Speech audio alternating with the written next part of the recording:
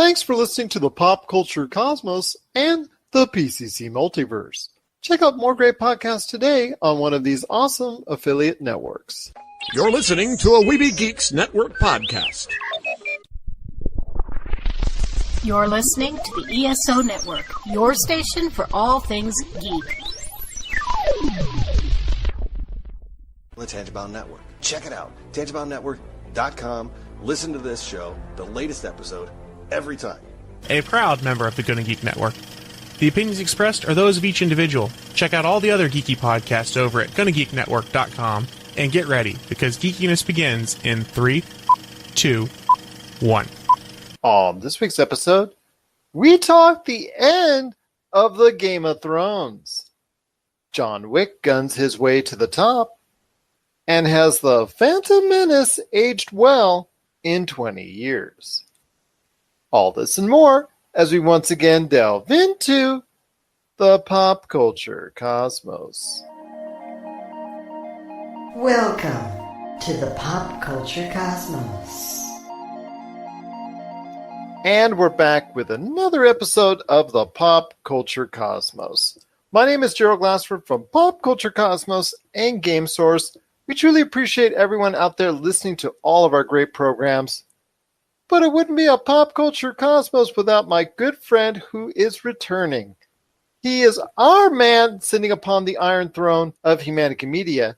You got to check out all the great things that are happening at humanicamedia.com. Humanica Media on Facebook, YouTube, Instagram, and so much more. It is my good friend.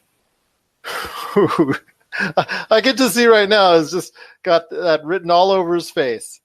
It is Josh Peterson. All right, man, we're going to be talking about in the back end, but I have a feeling you just got something itching right now when it comes to Game of Thrones. Did you hear that? That was a sound of disappointment. And on that note, all right, we'll be talking more about that coming up on the back end of the show. Just seeing social media, just listening to Josh now, I know there's quite a bit of fervor, and there will be quite some more going on the rest of this week when it comes to the Game of Thrones. We're going to share our thoughts on the final episode ever of the Game of Thrones series coming up later in the program. Plus, also as well, we're going to talk a little bit about how the Phantom Menace has aged well in 20 years as it celebrates its anniversary. Also as well, we're going to be talking a little bit about the zombie genre, because there's a whole bunch of zombie stuff coming along the way. Is it a little bit overexposed at this point? We're going to be discussing that here in a little bit. I do want to make a correction from the PCC Multiverse when we're talking about Rage 2, that it may not be a backbone in the way or shape or form of an Elder Scrolls, and also as well like the Fallout series. But if it does well, it can be something that Bethesda can go ahead and rely upon in the realm of, let's say, a Dishonored or Wolfenstein, or maybe even you want to put Doom in that echelon as well. If you want to go ahead and listen to our full conversation that we talked about Rage 2, check it out on our Friday program, the PC Multiverse, which aired, and it's now available on our podcast network. Tony Monroy and I had a great conversation about that. I also want to mention out there that I did finish Season 2 of Cobra Kai, and if you're not watching Cobra Kai, you are missing out. In fact, it is done so well on the YouTube Premium, aka the YouTube Red, that next year's Season 3 is actually going to be free for all users of YouTube. That's right. You'll be able to see Cobra Kai Season 3 in full, whether or not you're a subscriber to YouTube Red or not. So that is a great sign on how popular that is. Even with the paywall that is known as YouTube Red, it is an outstanding series. Once again this year, a little bit at times very cheeky with the 80s nostalgia. And yes, it does have the world's longest high school brawl, but it is a great show. Pretty much the opposite of what was going on with the original Karate Kid movie. So even if you don't like the Karate Kid movie, like I really didn't at the time, and still to me hasn't aged very well, I loved Cobra Kai Season 1, and Season 2 was just about as good. So if you want something good to watch out there that you have some fond memories of when it comes to Karate Kid, or even if you don't, check out Cobra Kai. You'll be glad you did. But there's a lot of things going on, my friend, in the world of pop culture, and none bigger right now than the Game of Thrones. And like I said, we will touch upon that at the back end of the show. Almost up there was this weekend at the box office with John Wick 3 setting the pace as many expected, including us here at the Pop Culture Cosmos, thought it would, because Avengers Endgame, it's losing its little bit of steam. It did pass Avatar domestically at the box office, but it's still $170 million away from passing Avatar all time, which I think it's not going to make it. I'm pretty sure now, unless something miraculous happens. But you know what? It's still probably going to be somewhere in the neighborhood of about $2.7 billion, and that's nothing to actually moan and groan about, my friend. Yeah, I mean, hey, it passed Avatar domestically, though. That's something that's good. Yeah, and it's now number 2 behind Star Wars The Force Awakens. It will not pass Star Wars The Force Awakens domestically, so it'll probably end up being number 2 all-time domestically and number 2 all-time internationally and number 2 all-time around the world. And I'm sure Disney is just so stoked about where it's ended up. And you know what? If anybody out there is unhappy about it, because I know we wanted it to be Avatar, still the numbers are reflecting that it's probably just going to miss under $100 million short. That's still a great showing for Avengers Endgame, exceeding all expectations. And I'll tell you what, it's just a great time to be an Avengers fan. So hopefully this will set the earmark for the future of the Marvel Cinematic Universe. But domestically here at the box office, John Wick 3 lit up screens. I was talking about it with Tony on last week's PCC Multiverse, that it has evolved from that little movie that could to now where there's expectations upon it. And from all appearances, there could be a very real possibility of a John Wick 4 or even more as far as a full John Wick type series of movies. I kind of wish it would stay at 3 because I think a trilogy would be great for it, but how are you going to go ahead and stop it when it's on such a great note and that it's going at a rate that it's never gone through before? I think that John Wick is one of those examples of the proper way to market a movie and to market a star. So you have Keanu Reeves just being Keanu Reeves, right? Like, he's good. That's what he's known for. He's known for The Matrix. He's able to get out there and just basically be himself, act himself. And then they kind of grew it from this low budget film into, the third one, which had a much, much higher budget. And that's awesome because they built it from the ground up. And if you look at the way that they market it, they're not marketing it to the masses. They're marketing it to the fans. And the fans are the ones that are doing the word of mouth and getting this series to truly grow. You don't see that happening anymore. You see, this movie is made by people who care about the people watching the movie. And that is very rare these days. And for that reason, I think it's doing so well. Great word of mouth, very solid reviews. I'm just worried about, though, that this is the plateau for the series. And if you want to continue it, it's just going to go ahead and maybe hamper it just a little bit or not meet expectations going forward now that it's a franchise, a movie franchise that is thought of in a much different realm than 4 or 5 years ago when it first came out. So it's much different now than what it was. And in doing so, you've now changed the perspective. You've now changed the expectations. And to me, that could be a little bit concerning. It's almost a situation where, like, you're getting more money, and then you want to go ahead and try and achieve a little bit more. But in trying to squeeze all that extra money out, you go ahead and you hamper and you ruin the legacy of it. There's that possibility there. Or John Wick 4 or even more could actually end up being even better than what's gone on before. There's that possibility as well. But it is so hard to recreate that magic time in, time out. They've been able to do it 3 times. There's also a video game coming out as far as John Wick. John Wick was recently also in Fortnite. You're going to see John Wick all over the place here coming up. There's a possibility. I'm also concerned of overexposure being out there. And you know what? I know this will also lead to probably some type of television series. That's just speculation on my part, but I'm sure something in the John Wick universe, they'll try to go ahead and beat that to death. Because you and I know, Josh, we've seen this before. Once they see a hot property like this, Hollywood just can't seem to just stop trying to see what they can do to squeeze every little bit out of it. Well, I mean, okay, so you look at movies, that run along the lifeline of a single character, right? John Wick in this case. And anytime you have a story like that and you go past 3 movies, you run the risk of ruining the integrity of the character and of the movies. And you also run the risk of, that time old thing where you sell your soul and then you end up destroying something that you've worked so hard to build. So Video games, okay, let this be the Boondock Saints, though. Just let it stop. Let it stop. Let people talk about it. And if you want to 5 or 6 years from now, maybe reapproach it and see if there's an interest in it, then that's fine. But don't turn it into something that people are going to hate because you wanted to make money off of it. Look at Taken. I'm going to give something similar in that realm. Taken with Liam Neeson. The first one had almost zero expectations, and it did so well. Taken 2 did even better than that, and then Taken 3 was just, it was awful, and it was just, unfortunately, it didn't end soon enough. It should have never had a Taken 3 because that was just not the way to go and close out the trilogy on that sense. And at this point, they should be very cautious and very wise about how they treat the John Wick property going forward, because there is a possibility of overexposure. Like I said, there was a John Wick special event in Fortnite. There was a John Wick video game coming to the Epic Store. I saw the advertisement for that. And there could be possibilities of a John Wick 4 or John Wick 5 coming up at some point in time down the road, because it doesn't look like it's going to end from there. It seems to this point that it looks like Hollywood cannot have enough John Wick.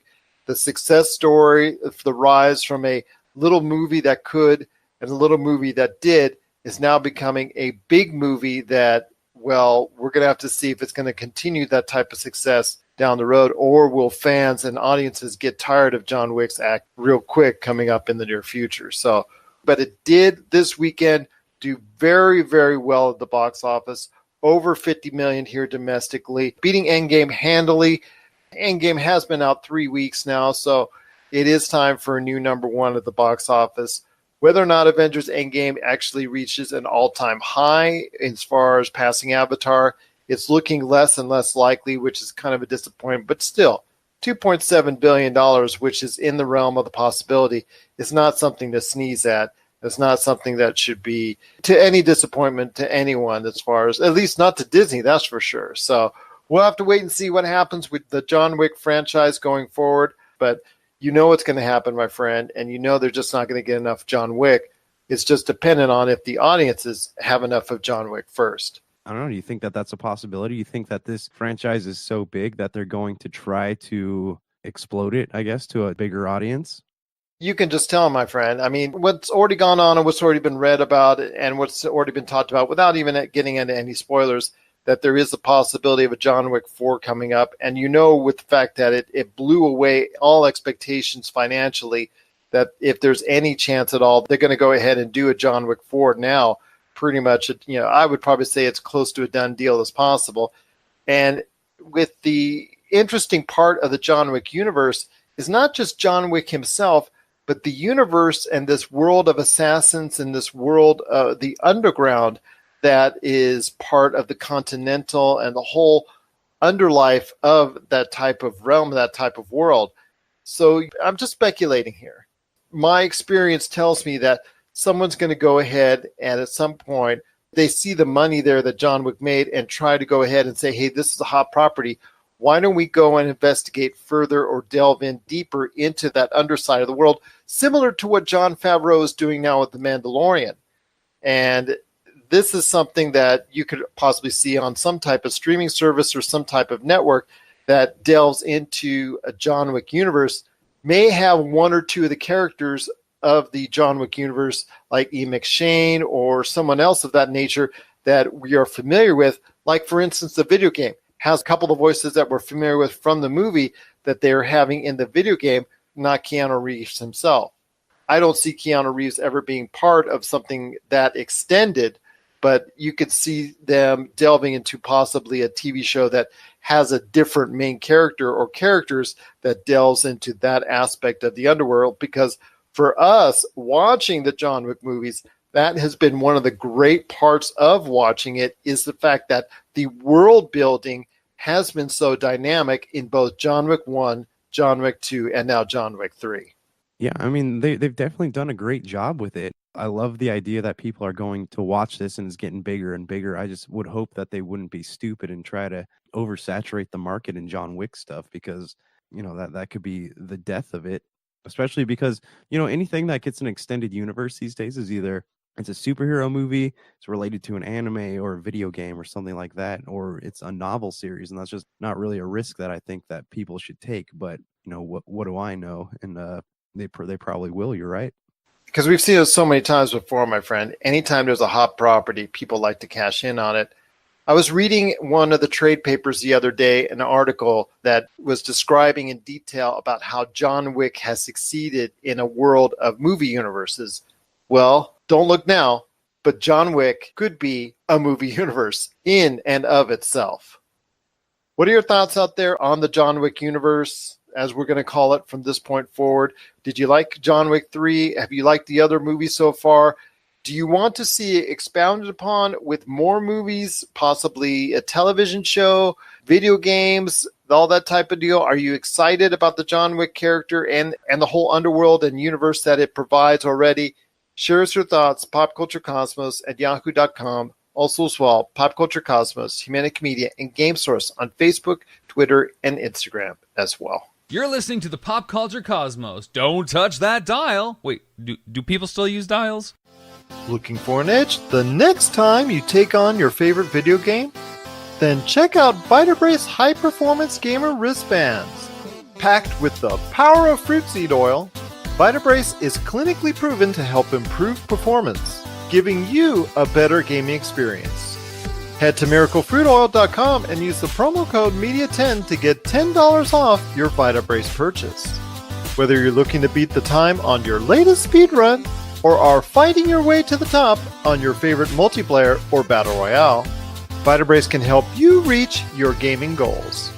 Buy Vitabrace today at miraclefruitoil.com. That's miraclefruitoil.com. Vitabrace. Win with it. Well, speaking of oversaturation, my friend, I wanted to ask you real quick. I saw this great article in The Hollywood Reporter, I believe it was. Yeah, on The Hollywood Reporter about zombie movies at Cannes. They just took over Cannes with so many different zombie movies that were out there. It started off with The Dead Don't Die. That movie kicked off the Cannes Film Festival. That one's with Adam Driver and Bill Murray. Then you've got Atlantics, Blood Quantum. You've also have Zombieland 2 and more stuff that are coming out within the realm. Plus, you've also got The Walking Dead that's already come out. That season's over, but another season's on the way. You've got iZombie, Fear the Walking Dead. You've got all this stuff coming out within the zombie genre. Well, let's not even forget the fact that in video games, you've got Days Gone, and you also have as well World War Z, which both recently came out onto the video game consoles to pretty good to not so good acclaim. Although I talked to someone here, and hopefully I can get him on the show here in a little bit to tell us why Days Gone is not as bad as people are thinking out there. So your thoughts on all this zombie stuff that's out there and all this zombie stuff that's coming up. Is it too much? Is it not enough? Or is it just still a genre that's going to fascinate people for a long time to come? I don't really think it fascinates people, though. I feel like they get it kind of shoved down their throats, and they just got to kind of deal with it. It's one of those things where like, oh, so-and-so is watching this show. Well, I guess all my friends are doing it, so maybe I'll watch The Walking Dead and be bored for 9 seasons. Don't tell that to Daphne. No, I mean, okay, on TV, I think it needs to go away for a while because it's run its course. Walking Dead, even in the movies, World War Z, that's probably one of the big reasons that didn't get made either. World War Z. Well, I was reading that report too, and there's speculation the zombie genre and zombie films cannot get a date in China due to their customs, that zombies and ghosts cannot actually be in films that show in their country. Mulan. Yeah. But because you got to figure World War Z was going to cost a ton of cash. It's not your average low budget zombie movie. It's something that would have cost a lot of money to go ahead and produce. And if already almost half your marketplace is not going to be able to see the film, it's going to be tough to greenlight it. So that could be a very great possibility, according to what I was reading in the Hollywood Reporter in regards to it. So I give them all the props for digging that up, and that speculation could be very sound and reasoning there. So, but these other smaller films like the Zombieland 2s, The Dead Don't Die, which you make on a much smaller scale, much smaller budget. I mean, is there still a fascination that could be had with the zombie movie?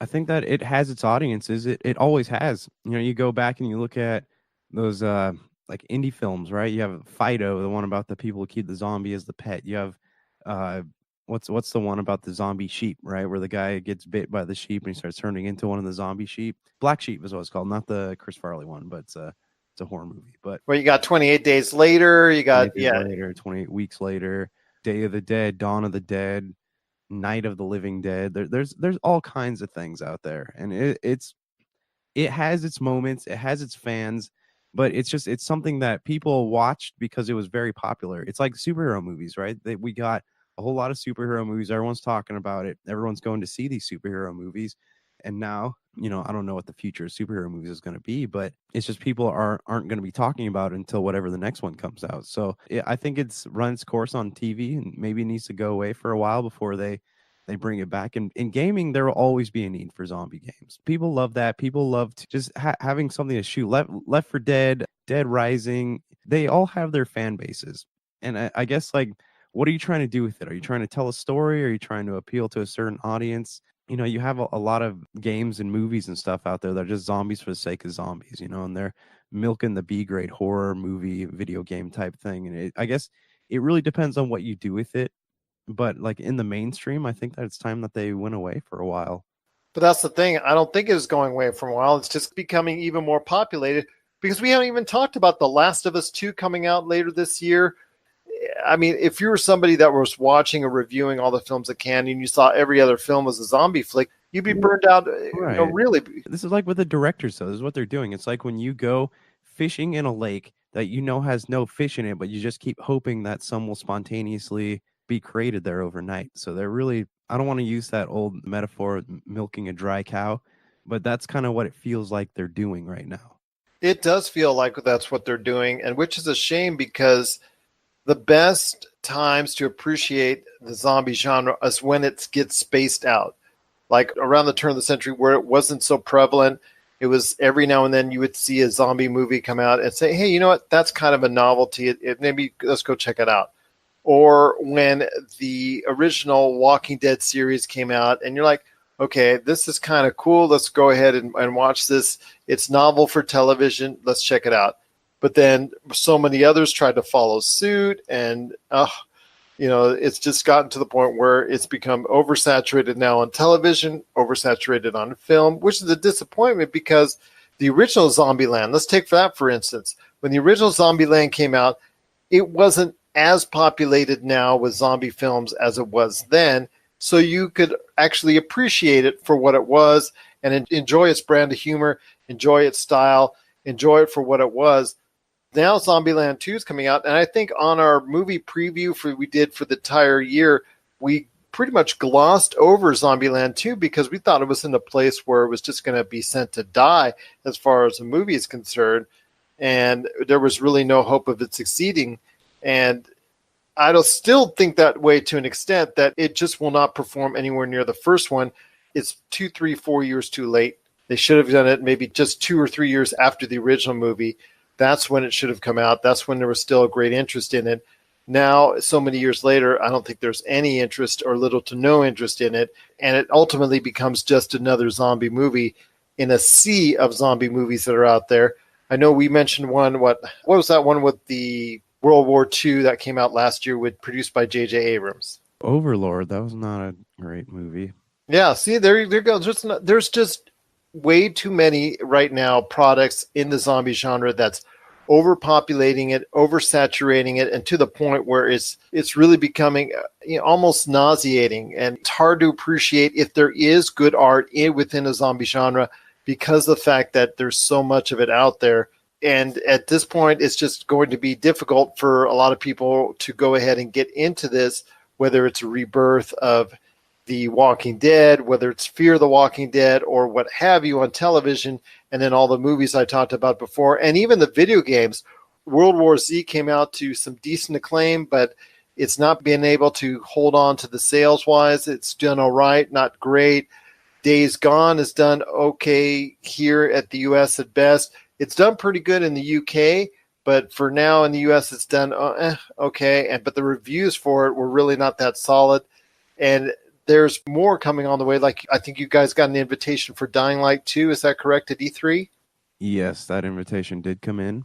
See, that's another zombie genre game. So it's just going to be difficult for any of the pop culture products that I've mentioned within the zombie genre to succeed within the near future, because it is so oversaturated, it is so overpopulated, and makes it hard for the general audiences to enjoy.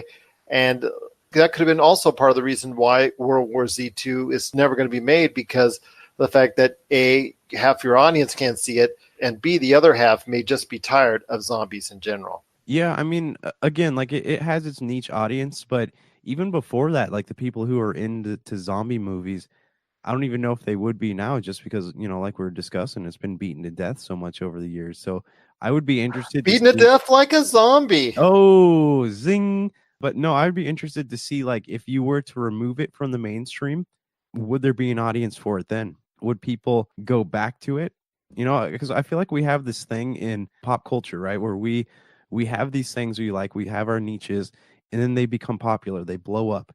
And then all of a sudden, the subcultures that once belonged to us, and maybe that's a selfish way to phrase it, but like the subcultures that belong to us start being taken away from us because they're going into a mainstream audience, and everyone is doing it just because it's cool. You go back, you look at like emo stuff, right? My Chemical Romance, those bands like that. And then you have superheroes, and then you have comic books. Look at what the Big Bang Theory did to comic books, right? Everyone's like, oh, hey, being a nerd is novel. I'm going to go start doing that now. So I don't know, man. Like, I think that putting pop culture things into the mainstream, it's not always the best thing. But again, like, I'd be curious.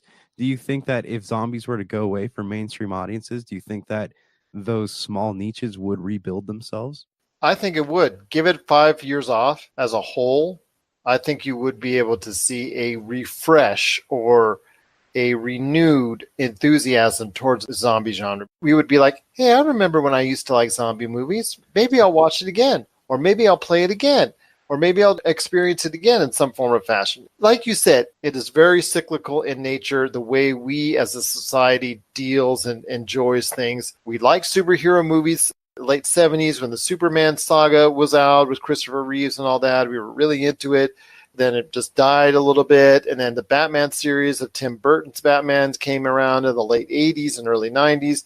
Then because of those movies really got bad, we kind of died out on it. Then mid 2000s with Christian Bale, got into that again, Dark Knight, all that. And then we really got into it even more when it comes to the Marvel Cinematic Universe and then the DC Universe and all that. It's just all very cyclical. And I've seen the same thing with horror movies, with adventure movies, with sci-fi movies. It's just a cycle on exactly when we like it and when we don't like it. And I could see the same thing for the zombie genre as well. I would be curious just to see, like, if, like we're talking about, if those little subcultures rebuild themselves, or if people would flock back to them, like you were talking about, maybe the nostalgia would make them go back to it. It's all very, very interesting. And, I have thought about this, but I mean, you look at the zombie stuff, there are a lot of other like genres in TV and film that I guess you could say the same thing for. But as long as there's some kind of market for it, people are going to beat it to death, and that's kind of a shame. It definitely is. But if you're the person out there that loves their zombies, cannot get enough of them, you're going to get TV shows, video games, and movies that are available to you now and going forward in the near future. That's going to be worth your while.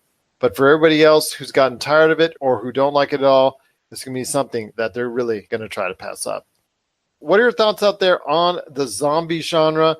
Have you had enough for a little while, or are you still waiting for more when it comes to zombie movies, video games, and television shows? Share your thoughts, popculturecosmos@yahoo.com. Also as well, Pop Culture Cosmos, Humanity Media, and Game Source on Facebook, Twitter, and Instagram as well. Well, when we come back, we are going to do it. We're going to dive into the final episode of the Game of Thrones. And if you want to hear Josh angry, you're going to hear Josh angry coming up in a sec. This is the Pop Culture Cosmos.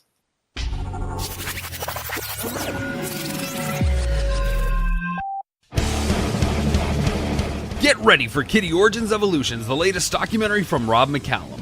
Thrusted into heavy metal stardom as teenagers with their debut release, Kitty has thrashed and conquered the heavy metal world for the past 20 years. Kitty has defied industry norms, fought back against women in rock stereotypes, and inspired generations since they appeared. And now, for the first time, they've decided to share their untold story. Generously peppered with archival footage shot by the band, this film gives you an honest and brutal look at what it takes to survive in the music industry. Order the DVD, Blu-ray, and live CD triple pack that features recordings from throughout their 20-year illustrious history from RobMcCallumFilms.com. RobMcCallumFilms.com, your place for awesome stories about awesome people and films worth watching.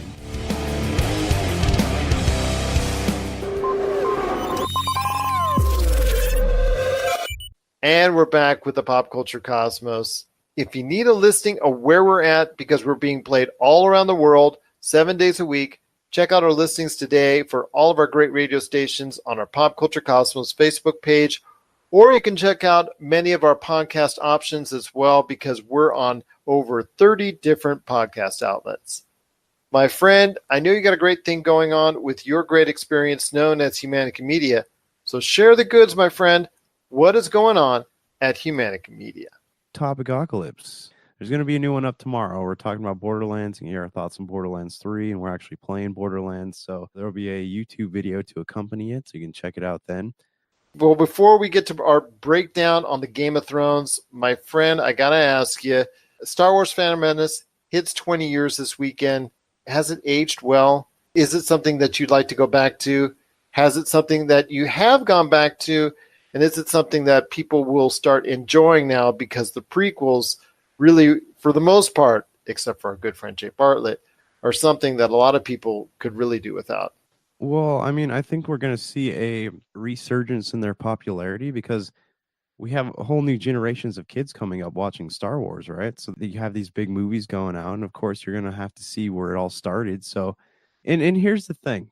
For as much crap as we talk about the Star Wars prequel, we're still talking about them. We're still watching them. People are going, I went back and watched Attack of the Clones because it's such a bad movie. You still went back and watched it. You know, people are still talking about it. Love them, hate them. People have been talking about Jar Jar Binks for years. It's not going to stop. So is it influential? Heck yes, it's influential. Is it a bad influence? Does it matter? It's still influential because we're sitting here having a discussion about it. Yeah, I guess we are. But I was so excited going back into the theater to go see it. I just couldn't wait. And you sat there, and 5 hours later, oh, I'm sorry, it wasn't 5 hours, just felt like 5 hours. It was just such a letdown, and just to see that George Lucas had lost his magic touch. And I don't know. I mean, a lot of people still have a great indifference or resistance toward the prequels. The first one really was a downer for me. The second and third, even though for a lot of people they really get worse, for me, I can live with them. I guess for me, it's better than the first one, which I thought moved at a snail-like pace. At this point, I could do without all three of them. But you know what? If they're on the TV, part of a Star Wars marathon, they're probably going to be on the TV somewhere in my house. Okay, so I brought this up in the Topicocalypse where we discussed things in the narrative we'd change. If they went back, or not even went back, but I mean, it's just the story thread between Anakin and Padme. You know, we know where Anakin's going. That's clear as day. But just the way that they got there. And I think that if they made that a little less like a high school drama, people would have been more okay with it. I think recasting Anakin or making him at least a lot more appealing to audiences might have helped. Hayden Christensen's not a bad actor. I think he was just handed a crap script. Like, because I've seen him act in other things and he's good. You know, I've seen you watch him in a movie like Jumper or Little Italy. Like, he holds his own. He's not an ace actor, but like he holds his own pretty darn well. And like I would have loved to see, like, if he were given something that he could actually work with, something that was written for him as an actor, how much better it would have come out. Well, unfortunately, it didn't come out very well the first times he did it. But it is 20 years for the Phantom Menace. My, how times have gone by, and we are still remembering it. Not so fondly in some cases, sometimes better than others, but for me and for Josh, it's something that it's there, it happened, and it did lead us into the future of Star Wars here coming up in December with Star Wars, The Rise of Skywalker. What are your thoughts out there on Star Wars, The Phantom Menace, as it hits the age of 20? Share us your thoughts, popculturecosmos@yahoo.com. Also as well, Pop Culture Cosmos, Humanica Media, and Game Source on Facebook, Twitter, and Instagram as well. Also, the kid that played Anakin Skywalker, like Jake Lloyd. Yeah, he just did not grow up to be he's not cute little Anakin. He's kind of unfortunate looking. Didn't he get to be Jailbird Anakin? Yeah, I mean that's probably why. But yeah, this is his mugshot sitting right here. Interesting. Very interesting. He's worth $5 million though, so I guess that's something. That's something. That's something. All emanating from the Phantom Menace. Okay, sorry, that was a rabbit hole to go down. Yes, and a deep rabbit hole indeed. Well, speaking of rabbit holes, we are going to go down and delve into a big-time rabbit hole when it concerns the final episode of the Game of Thrones. If you didn't watch it, there are going to be some spoilers coming up. We're going to go heavy into it as best we can and try and detail it throughout the end of the show here. So, my friend, it is the Game of Thrones. It ended on I'm going to say right now, for me, an anticlimactic note. It just was kind of disappointing. I'm not a super huge fan of the show. I've seen quite a few episodes now. I haven't seen every episode, but I've pieced enough together to go ahead and disseminate everything that was going on. And unfortunately, I didn't get the kind of conclusion that I was hoping for. But to recap, yes, you got to see the final destruction of what happened to King's Landing. The confirmation of the deaths of Jaime and Cersei were identified by their brother Tyrion. And Tyrion was jailed for high treason by Daenerys, who became the queen, overseeing the Dothraki, the Unsullied. And she, everybody was just applauding her. But Tyrion just could not deal with what happened with the destruction of King's Landing. And he was jailed for it. And Jon Snow, just you could see the guilt going through him, ended up using the needle and giving Daenerys the killing right there. So Jon Snow killed Daenerys, and that led into a meeting of the High Council where Tyrion was brought back while being still handcuffed. And even though he wasn't supposed to talk, because Grey Worm said he wasn't supposed to talk, he ended up talking throughout most of the scene. And through his words, it was decided upon that Bronn the Broken was going to be the new king and lord overseeing 6 kingdoms. Why am I not saying 7? Well, I'm not saying 7 because Sansa, who every time I hear that, I always want to go ahead and drink some soda pop or something like that. Sansa, she has said that the North is now an independent state, so they let her go ahead and fine. You can go ahead and do that. You go ahead, you can become a queen over there in the independent state. Bronn is overseeing the 6 kingdoms. What happens to Jon Snow, who was jailed after killing Daenerys? Well, it is decided upon and compromised upon that he is banished to the Wall. But you know what? He doesn't stick around the Wall very long, so he goes with the Free Folk.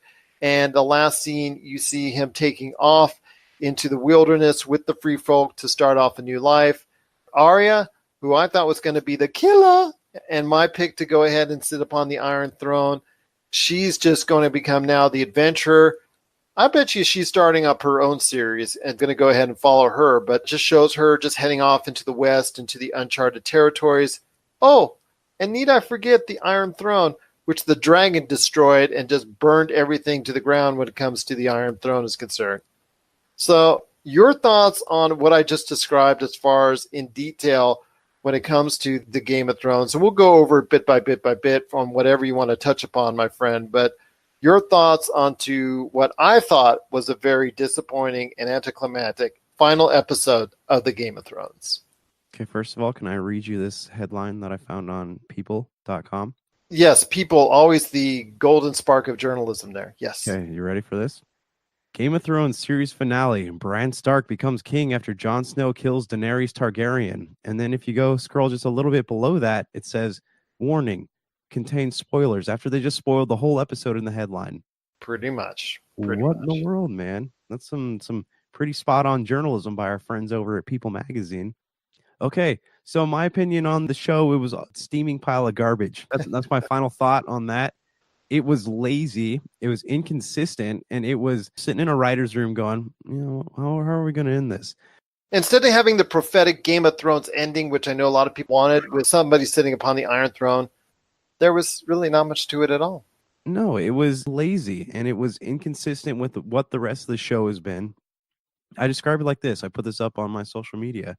It's like a sparkler, right? Or one of those sparkle showers. It starts out okay, then it's really cool, and then just kind of sputtered and farted to a stop. Okay, let's start from the beginning here. Okay, so we have Tyrion, and you have the aftermath. My first question: where did all those Unsullied come from? I thought they all got owned during the battle at the wall, right? When the dead were attacking. There wasn't that many Unsullied left, yet there's an entire army sitting on the steps of King's Landing. That does not make any sense to me. Okay, 2, Jon Snow killing Daenerys. That made no sense whatsoever. Why did he? I mean, I get why he did it, but they've been building, like, before the season premiered, they bragged about having these big epic fight scenes. There was one battle scene, and there's a whole thing, and they kept setting it up to show that there was going to be, some pretty epic things going on, and then it didn't. Nothing happened. There was no war between the Northmen and Daenerys, and he just kind of went in and he stabbed her. That was it. There was nothing, no battle to be had, no war to go to. It's just Jon Snow killing her. And that's just it's not a fitting in for his character after everything that he's been through. I don't know, man. What did you think about that scene? Just very disappointing. It was not what I had imagined it to be. I was hoping for a little bit more. There was always a great possibility of Jon Snow having to be the one to kill Daenerys, and it came into a climactic scene.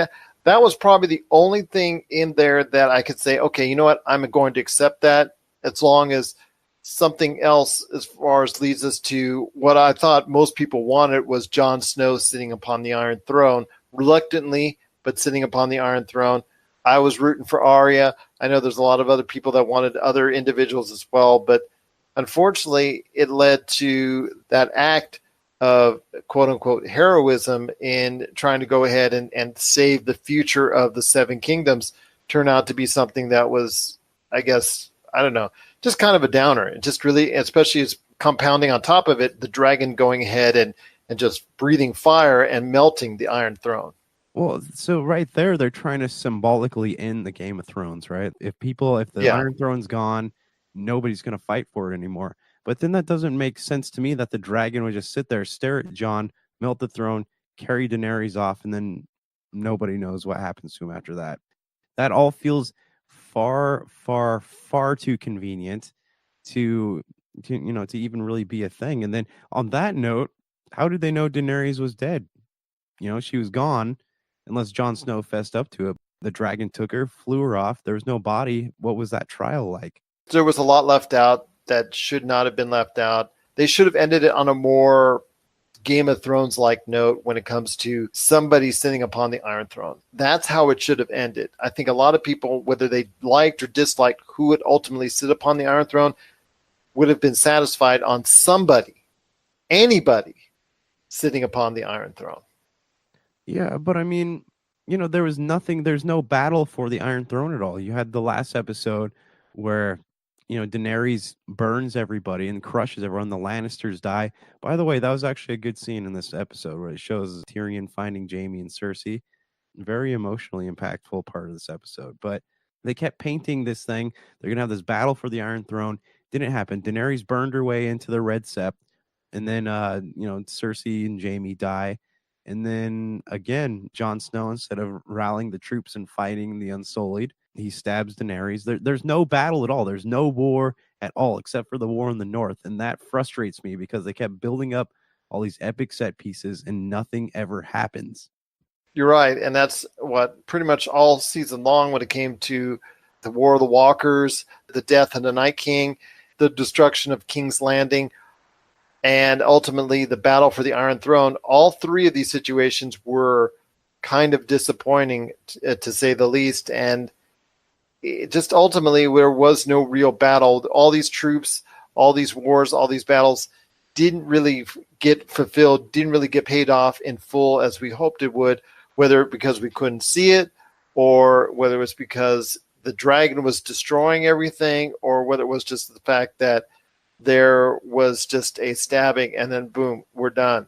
So yeah, I don't know. It just was kind of disappointing and whole as far as following it, especially in the last season, because the problem is season 7 was so good. Season 8 was just never going to live up to that type of hype, because especially the ending of season 7 made the suspense, built it up, really set it into motion, and unfortunately it just could not get the payoff for this season that we wanted it to be. Okay, and what about with Bran, right? That's completely inconsistent with the way that they wrote his character to make him want to be king, right? He didn't care about any of that stuff. He was the three-eyed raven. He was the memories of man. That was his story arc. He didn't want to be king, had no ambitions for it. And, maybe that's why they picked him, but like, it doesn't make sense to me that like he would become king. It was a totally random thing. It wasn't really even a twist or a clever one. It was just okay, well, that's interesting. It's the same way with like, hey, we're gonna make John take the black and go back to the wall. And after he's been such a major player, he united the North and he rescued his sister. Like there was so much going on for him. All these narrative threads that they had going on for each of these characters, they all just kind of fizzled out, or they, shot up or down in some direction that you didn't really care to see it go and didn't really care for the payoff of where it went. I agree with you on that. It just was something that didn't fulfill the expectations leading into it that we hoped it would. And it's now 3 times in a row with these 3 major episodes, these 3 major battles that took place or supposedly were supposed to take place. The battle for the Iron Throne, the battle for King's Landing, and the battle, like I said, against the Night King really didn't materialize in the way that we wanted to. And unfortunately, the whole series did not go along as planned. I know there's a ton of people that are now protesting. They've signed a petition to go ahead and try and get it redone the last season. Good luck on that one, because you're going to have to pay for it as well. You're going to give HBO the $300 million or however it costs to go ahead and make the new season. That's great. But unfortunately, this isn't like Mass Effect 3 where you can try to create a new ending out of scratch because so many people are unhappy. This is something on a more larger scale that unfortunately you just can't wipe and undone and go ahead and make a new one, no matter how much you like it or no matter how much you dislike it. You're listening to the Pop Culture Cosmos. If you're tired of sifting through flea markets for rare and unique games, we can help. Retro City Games in Henderson, Nevada, only 5 minutes from the Las Vegas Strip, has all your favorite gaming staples, classics, and a wide selection of rare games with new stuff always appearing on our shelves. Come in and chat with Nicole or Doug about your love of games and watch as they help you complete your collection or find your childhood favorite. And don't forget, Retro City Games loves trade-ins. So if you have any Nintendo, Super Nintendo, Sega, Xbox, PlayStation, or even PC games, come in and visit Retro City Games today. Welcome to the new metropolis of gaming, Retro City Games. Check out what's been going on with the Pop Culture Cosmos Show and the PCC Multiverse. That is by far my favorite, because it's also character driven and the stakes are high and there's much more of a mystery and intrigue to it. A game like Wolfenstein, which people are saying are one of the most socially important video games of the past 10 years. Catch our shows on radio worldwide 7 days a week or at any time on Podbean, Spotify, Apple Podcasts, or on over 30 more podcast outlets. There's so much pressure to finish this masterpiece that they've created, but it felt very uninspired, and it felt like, if George R. R. Martin actually wrote this in the book, would not have happened. And to me, that's the biggest disappointment, because you gave us an ending to Game of Thrones that didn't feel like an ending to Game of Thrones. What did you think of Grey Worm? What did you think of that whole thing? Like, they made these decisions based on the fact that they could go to war with the Unsullied, and then the Unsullied just left. Well, Grey Worm, because him and Jon Snow were on friendly terms, from what I could gather, until the last 2 episodes. Now, I understand that the love of his life was beheaded, so maybe it caused for him to go ahead and become more hardened, more evil. So I think his turn was more justified than Daenerys by any stretch, because I'm still having a hard time grasping Daenerys going over the top, and just because it's in her blood, because leading up to it, she gave no inclination that she was going to go ahead and become mad. And all of a sudden, it was just right there in the heat of the moment that she would just go ahead and wigged out and flipped out like she did. So Grey Worm being as mad and angry at the world as he was in the last 2 episodes and the decisions that he made, they seem to me to be justified because of what happened to the love of his life being beheaded in the 3rd to final episode in the setup for the Battle of King's Landing. The payoff wasn't worth it to me. You know, a lot of the decisions made earlier in the season, they had it set up last season for something really cool, and then it didn't really happen. So I would have loved to be in the writing room for this, you know, just to kind of see like what was going on in the minds of the people writing the show. But I could tell you what's on the mind of the people writing in the show. Hey, what are we going to do for the next Star Wars that's coming out in 3 years? Right. Oh, yeah. I mean, because that's who's doing the next Star Wars in 3 years. And you know, the funny thing is, I'm still more on board for that than I am Rian Johnson. I know, you and a lot of other people. But hey, even a divisive film such as The Last Jedi, which has so many detractors and its supporters, that still made over $1.5 billion. So getting back to what you were saying in regards to Game of Thrones, yeah, they're moving on to other things. The prequels they've talked about. I think they're going to do something with Arya and her adventurous spirit going west into uncharted territory. I still think they're going to do something with that. Also, as well, like we said, the writers for the Game of Thrones, their next major project is going to be the next Star Wars movie coming up in 3 years. So that'll be very interesting. And like you mentioned, a lot of people are looking forward to that as opposed to, say, a Rian Johnson trilogy that would be coming out at some point in time, if at all, because I don't know how they're going to work that out if Rian Johnson 9 years from now is going to be interested in putting out a Star Wars trilogy. But I digress on that. But it is the Game of Thrones. Your overall thoughts on the series as a whole, some highlights that you want to talk about, because we've talked so much in the past few weeks about the lowlights of Season 8. I've talked about how much I enjoyed getting back into the Game of Thrones with Season 7. Your thoughts on some of the high points for you when it comes to Game of Thrones and why you loved it so much in the first place. It was just intriguing, you know, as a fantasy television series, but it was dark. So you weren't going to get your happy ending like Lord of the Rings or Chronicles of Narnia or any of that stuff. What's interesting to me and why I think so many people love it, because it really is a science. It's a study of the depravity of man. Like, it's all the things that we want to think and feel, and it's put on the television screen for us, and it's like we're living vicariously through these characters. But at the same time, it symbolizes our society. You know, the Iron Throne, we're all fighting for power, we're all fighting for relevance, we're all fighting for something. And that's one of the things that makes the show so interesting to me. I don't really care so much about the characters as much as I care about some of the things that the show is talking about. And I'd hope that it encourages some kind of conversation outside of the show, but it's very endearing because it's so relatable to a lot of the things that we think and we feel and we do. And it's very interesting. But what do you think about it? Well, like I said, I laid off it for quite a spell. I watched it in the beginning, picked it up a little bit in the middle, watched enough episodes once I got back into it in season 7 because I found a renewed interest into it in season 7, and that led me into the hopes I had for season 8.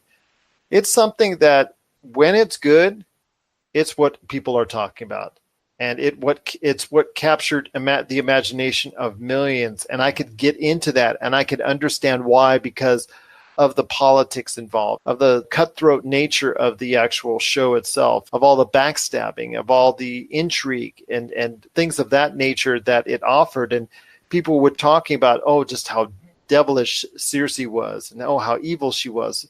How I wanted to see her character get her demise, and hear that. I heard that from you. I've heard that from other people. People are talking about how good Tyrion was over the course of the entire series itself, how much they respected the Stark saga is concerned. Jon Snow is such a beloved character coming back from the dead, and how his return sparked a new life into the series that people could not stop talking about. That's what I'm going to remember most fondly about the Game of Thrones. Whether or not you liked it or whether or not you didn't like it, it is one of the most influential television shows in history. It is whether you like it or didn't like it. And like I said, I'm not exactly the biggest fan of it, but I respect it and understand what my friends were talking about all these years that were really into it from beginning to end, and could understand why, especially at its high points creatively, understand why it has captured their imagination from week to week to week. Especially you, my friend, listening to your great thoughts on it and understanding and getting that passion from it, I could just really begin to realize why I needed to get back into it. I'm glad in a sense that I did, because season 7 to me was so good. Unfortunately, season 8 was just something that a lot of the hype and a lot of the interest and intrigue, it just couldn't match up to, because of the writing, unfortunately, that was so good in previous seasons, ultimately let it down. And this is something we've talked about earlier in the show with John Wick. That could possibly happen. It happened now with so much what we were talking about earlier with the zombie genre, that there's so much of it. And I'm glad that the Game of Thrones has ended, because I think this time has come, and I think it finished on a story arc where it needed to go, as far as, okay, we only wanted it to go this long. Now, mind you, I don't like where it ultimately ended up creatively, but that's nitpicking, because there's so many good points in the series to talk about when it comes to the Game of Thrones. Right, but I mean, I feel like none of that really matters unless the ending is worth it. You know, if it's about the journey mostly, but like, you follow these characters and you want to have an ending that will make you want to go back and watch the show over and over again. And I don't think they delivered on that. No, they didn't deliver it on that. And most people will agree with you, including, like I said, myself as well. I don't plan on revisiting it. Overall, the experience that I had with it on the seasons and these episodes that I did watch were mostly of a positive nature. Even like I said, if it didn't end for me and for a lot of other people on the greatest of notes, that still shouldn't detract so much from your overall previous seasons prior that you don't have any fond memories at all just because of how it ended up. What if it had been a point where the bad season or the bad series of episodes happened in season 4 or 5?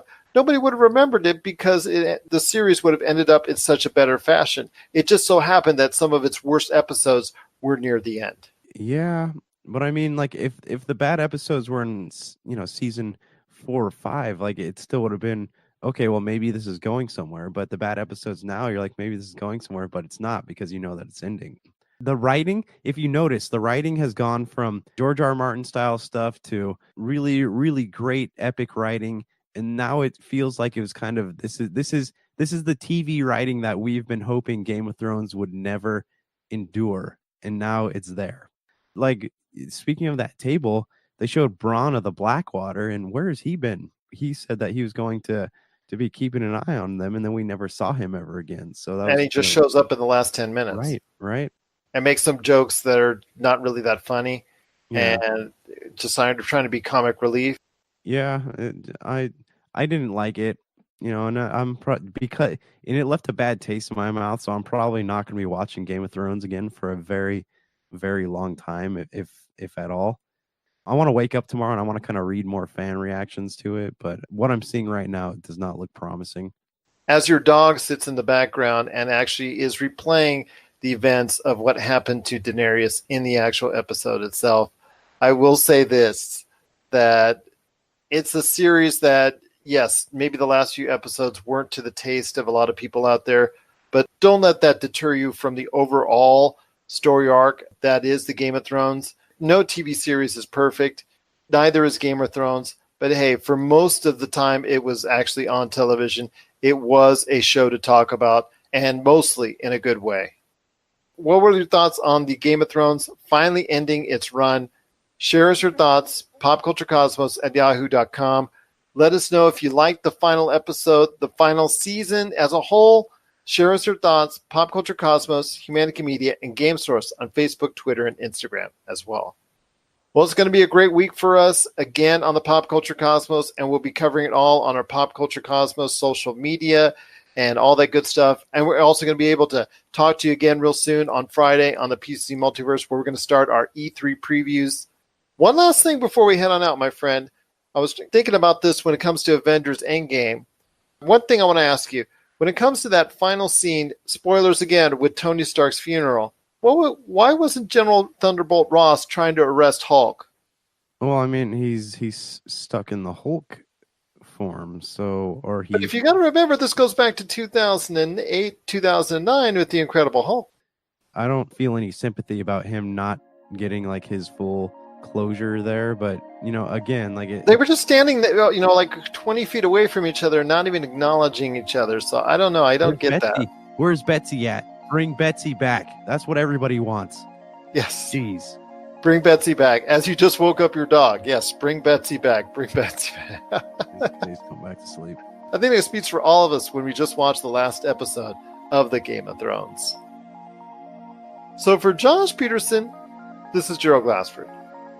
It's a beautiful day in paradise right here in the pop culture cosmos. We thank you for listening. And here's hoping you have yourself a great day.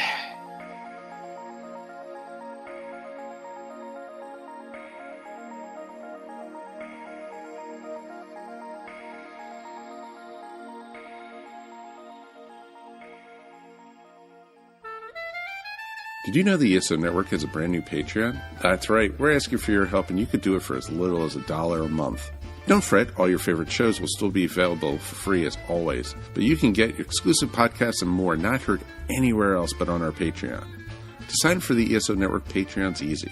All you have to do is go to esopodcast.com and click on the link. With your support of the ESO Network, it's you who will reap the rewards.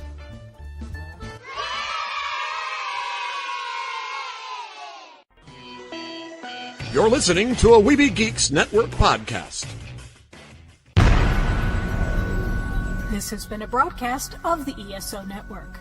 Be part of the crew and help support our shows by donating to our ESO Patreon or by shopping through Amazon.com or the TeePublic store, which can all be found at www.esonetwork.com. The ESO Network, your station for all things geek. Tangent Bound Network. Let your voice be heard. TangentBoundNetwork.com. Thanks so much for downloading the Pop Culture Cosmos, and stay tuned as more great podcasts are on the way.